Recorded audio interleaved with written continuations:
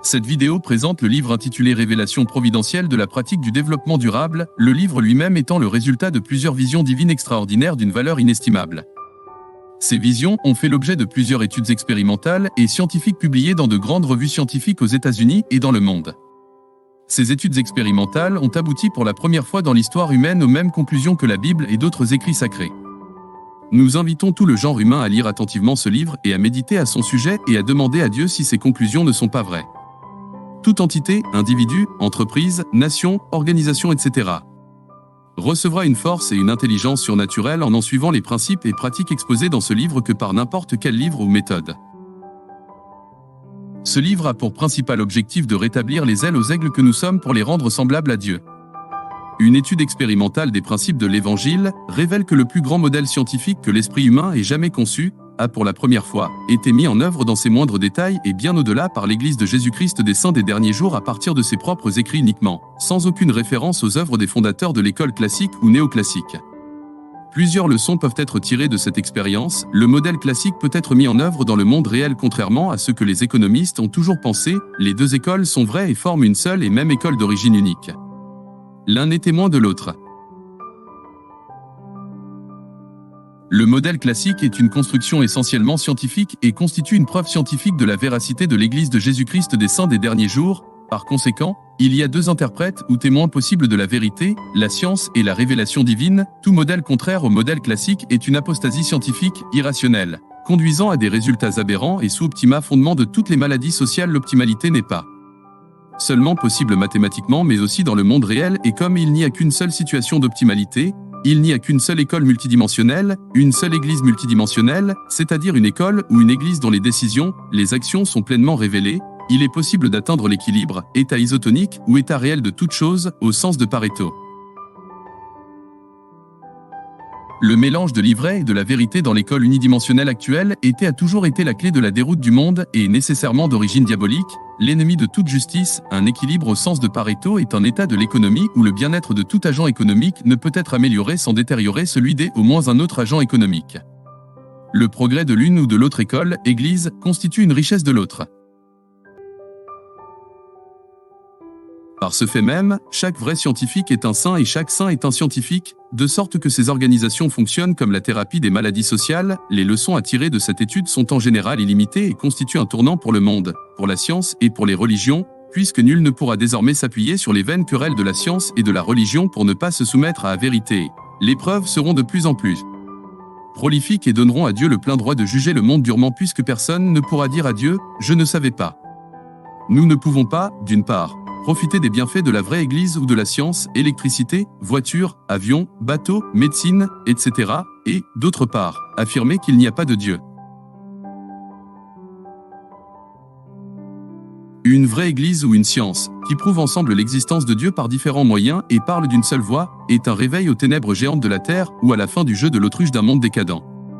Outre des études de cas de créations unidimensionnelles, colonisation européenne, esclavage, politique publique, ou une analyse approfondie du DSRP, je mets en garde les autorités contre les graves conséquences qui résulteraient de sa mise en œuvre dans son état actuel. Je présente également une démarche et un dispositif pour développer et mettre en œuvre un programme national de création multidimensionnelle, PNCM, seul véritable vecteur de lutte contre la pauvreté en Afrique. L'école laïque ou l'école du diable. Si les vérités divines sont représentées par des verrous en forme de tunnel, l'école du diable les aborde transversalement au lieu de les exploiter longitudinalement ou complètement, générant ainsi même des vérités relatives où elles doivent être absolues. Par exemple, l'entrepreneur qui ne se soucie que de la rentabilité de son investissement fera varier sa production en fonction de la demande effective en violation des deux théorèmes de l'économie du bien-être, à savoir 1. L'équilibre sur un ensemble de marchés parfaitement concurrentiel est efficace en au sens de Pareto. 2. Si tous les agents économiques ont des préférences convexes, il existe toujours un ensemble de prix tel que toute allocation efficace au sens de Pareto est 1. Équilibre de marché pour des dotations initiales adéquates, qui sont puissantes pour révéler la nature de la main invisible de Dieu et de son amour infini et de l'importance des vertus humaines d'honnêteté, de charité, de gratitude, d'amour, de solidarité, de consécration, de longanimité, de pardon, de promptitude, d'égalité, d'équité, de justice individuelle et sociale, de fidélité, de prière, l'intuition, et leur capacité à révéler la nature de Dieu et ses attributs. Dans cet exemple, la justice de l'entrepreneur n'est pas plus grande que celle d'un lion qui poursuit ses proies simplement parce qu'il a faim. Parce qu'elle a plus d'1,4 milliard de personnes à nourrir, la Chine dira « la démocratie », les valeurs morales peuvent venir après, ou parce que le continent africain possède 60% des ressources du sol et du sous-sol, l'Europe ne pourra pas contrôler son instinct prédateur, ou parce que les Africains sont forts et dociles, ils constituent un énorme atout pour les profits des fermes américaines. Sans le Saint-Esprit et la révélation, comment les élèves sauront-ils que le keynésianisme ou le communisme sont faux, etc. École normative ou école de Dieu parce que la sagesse est sacrée, l'école est aussi sacrée que l'Église. Au début, l'école n'était pas séparée de l'Église. Jean 17, 3 dit « Or, la vie éternelle, c'est qu'ils te connaissent toi le seul vrai Dieu et celui que tu as envoyé Jésus-Christ. » Cependant, la connaissance est inséparable de l'intégrité de la justice. Séparer la connaissance ou l'école de la religion ou de Dieu, c'est tuer la vie. Considérez attentivement ce que le roi Salomon dit à propos de l'intelligence dans le Proverbe 8. La sagesse ne crie-t-elle pas? L'intelligence n'élève-t-elle pas la voix? C'est au sommet des hauteurs près de la route, c'est au carrefour qu'elle se place. Écoutez car j'ai de grandes choses à dire et mes lèvres s'ouvrent pour enseigner ce qui est juste. Car ma bouche proclame la vérité et mes lèvres abhorrent les mensonges. Tous les mots de ma bouche sont justes. Il n'y a rien de mal ou de sournois à leur sujet, tous sont clairs pour les intelligents et droits pour ceux qui ont trouvé la connaissance. Préférez mes instructions à l'argent et la science à l'or le plus précieux, car la sagesse vaut mieux que les perles. Elle a plus de valeur que tous les objets de prix. Moi, la sagesse, j'ai le discernement pour demeure et je possède la science de la réflexion, la crainte du Seigneur et la haine du mal, l'arrogance et l'orgueil, la mauvaise voix, la bouche perverse, c'est ce que je déteste, les conseils et le succès sont les miens, je suis l'intelligence et la force est à moi, par moi, les rois règnent, et les princes décrètent ce qui est juste, par moi gouvernent les souverains, les grands, tous les juges de la terre, j'aime ceux qui m'aiment et ceux qui me cherchent me trouvent, avec moi est la richesse et la gloire. Ce passage et même toutes les Écritures nous donnent ce que devraient être les programmes des écoles et des universités, et il n'y a donc rien de plus grand que l'intelligence ou la sagesse. Tout être vivant qui se meut vivra partout où parviendra le torrent et il y aura un grand nombre de poissons, car là où cette eau arrivera, les eaux deviendront saines, et tout vivra partout où parviendra le torrent. Ézéchiel 47, 9. De quelle eau Ézéchiel parle-t-il? Le Seigneur Jésus-Christ a dit à la Samaritaine du puits de Jacob, « Quiconque boit de cette eau aura de nouveau soif, mais quiconque boit de l'eau que je lui donnerai n'aura jamais soif, et l'eau que je lui donnerai deviendra en lui une source puis d'eau qui jaillira jusque dans la vie éternelle. » JN 4, juin 2015. Voyons maintenant comment le Créateur dit que l'homme doit acquérir la sagesse.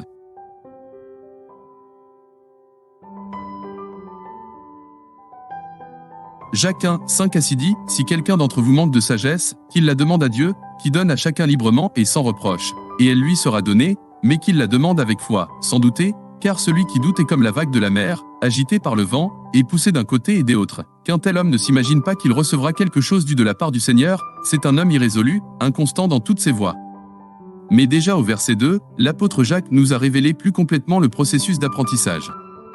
Il a dit, « Mes frères, regardez comme un sujet de joie complète les diverses épreuves auxquelles vous pouvez être exposés, sachant que l'épreuve de votre foi produit la patience, mais il faut que la patience accomplisse parfaitement son œuvre, afin que vous soyez parfaits et accomplis sans faillir de rien. Sans la foi et l'obéissance au commandement, il est impossible d'avoir le Saint-Esprit. » Or, comme le dit Jean 14h26, le Saint-Esprit vous enseignera toutes choses. De plus, c'est un commandement de ne pas enseigner sans le Saint-Esprit. Si vous ne recevez pas le Saint-Esprit, vous n'enseignerez pas, point. La principale conclusion de notre modèle est qu'une plus grande volonté de consommer l'Évangile et l'amour se traduit par une plus grande utilisation de l'autorité de la prêtrise et une amélioration du niveau de sa technologie, qui à long terme se traduit par une plus grande utilisation de l'autorité de la prêtrise et le rendement par détenteur effectif de la prêtrise pour déterminer un niveau élevé de pouvoir dans la prêtrise. La production de l'Évangile et de l'amour devrait croître indéfiniment, rendant impossible l'avènement du millénium. Le millénium est rendu possible par des rendements décroissants d'autorité, de clés, de pouvoir dans le sacerdoce en fonction de la production technologique dont les arguments sont fixés par préordination ou prédestination avant la fondation de ce monde. Une sorte de quadrature du cercle caractérise l'intervention de l'Occident, du FMI et la Banque mondiale en Afrique. Apparemment, d'une part, la colonisation a transformé tout le continent en épave en le détournant, comme un fleuve, de son lit culturel naturel où toutes les interventions publiques sont vouées à l'échec, et d'autre part, le rétablissement des conditions d'optimalité semble s'opposer à l'objectif de réduction de la pauvreté. Les politiques de réduction de la pauvreté non seulement en termes de dépenses publiques supplémentaires ou d'éviction des investissements sociaux sur les investissements rentables augmentent les déficits et éloignent presque définitivement les économies nationales du plein emploi. En effet, toutes les études confirment que les politiques d'ajustement structurel, PA, PASR, FASR ou DSRP, ne parviennent pas à rétablir les grands équilibres en question, tout en aggravant le problème de la pauvreté, d'une part, et la croissance économique en Afrique ralentie au choc du libéralisme et des interdépendances économiques mondiales, d'autre part. Le livre montre que seule l'école multidimensionnelle, ou l'église multidimensionnelle, ou encore l'école néoclassique par sa création multidimensionnelle est en mesure de restaurer les conditions de base d'une création optimale. Le PNCM est un nouveau modèle prometteur basé sur la sélection et la reproduction de microprojets et de projets de la création multidimensionnelle.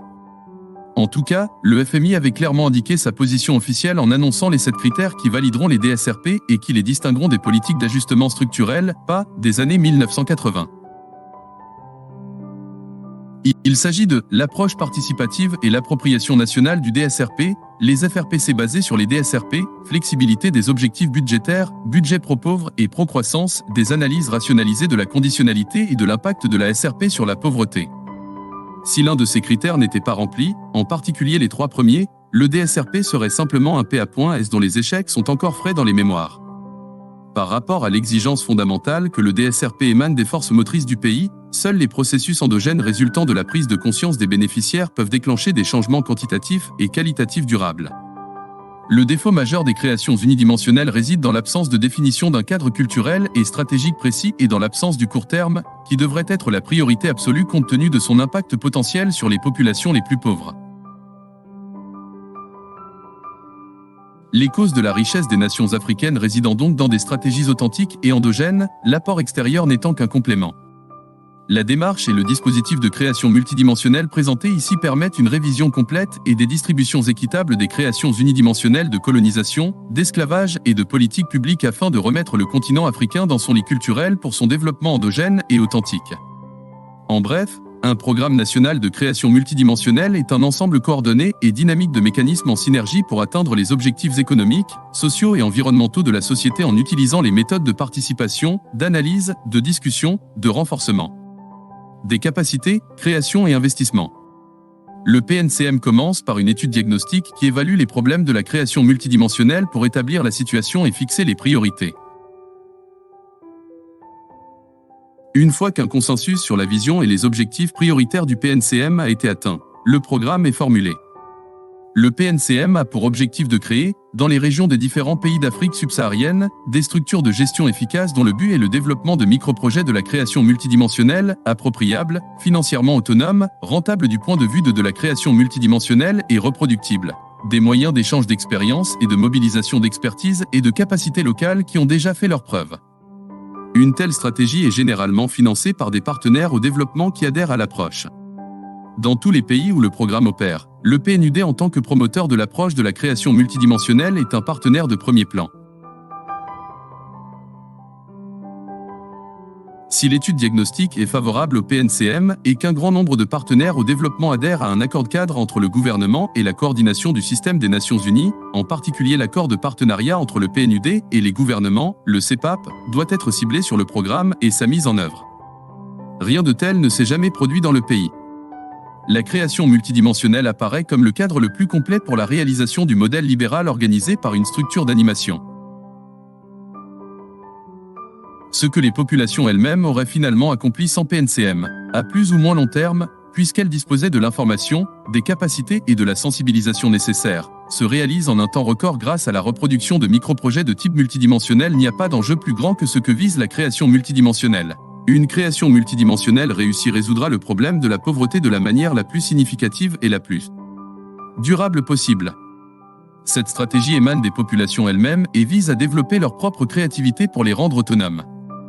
Il est vrai que la création multidimensionnelle ne peut pas résoudre tous les problèmes de développement du pays dans toutes les directions, mais elle peut être mise en synergie avec d'autres processus en cours au niveau local, régional, national et international, en particulier dans sa composante à moyen terme. C'est le cas, par exemple, de la création d'infrastructures économiques et sociales. D'autres logiques, d'autres processus de décision, d'autres modalités de financement et de mise en œuvre, d'autres mécanismes sont alors à l'œuvre. Mais quelle relation peut-on établir entre le DSRP et la création multidimensionnelle? Dans la mesure où la création multidimensionnelle est le principal instrument de lutte contre la pauvreté et de réalisation des ODD en général, il est essentiel que les deux stratégies établissent des ponts efficaces entre elles. Les mérites de la création multidimensionnelle sont reconnus dans le monde entier et ne souffrent d'aucune faiblesse. Il s'agit d'un programme à court et moyen terme ayant des effets immédiats, significatifs et durables sur la pauvreté.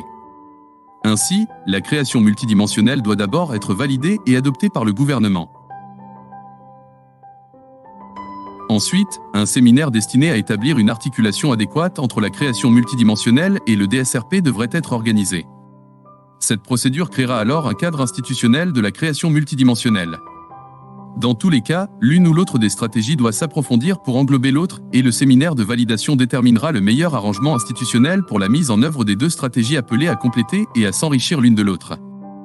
Depuis 2004, certains pays africains sont devenus des pays LICUS, dont la manifestation la plus concrète est le lancement du programme d'urgence de réduction de la pauvreté, PURP. Il est temps que ce programme soit évalué et désormais considéré comme un cadre renouvelé pour accueillir la création multidimensionnelle.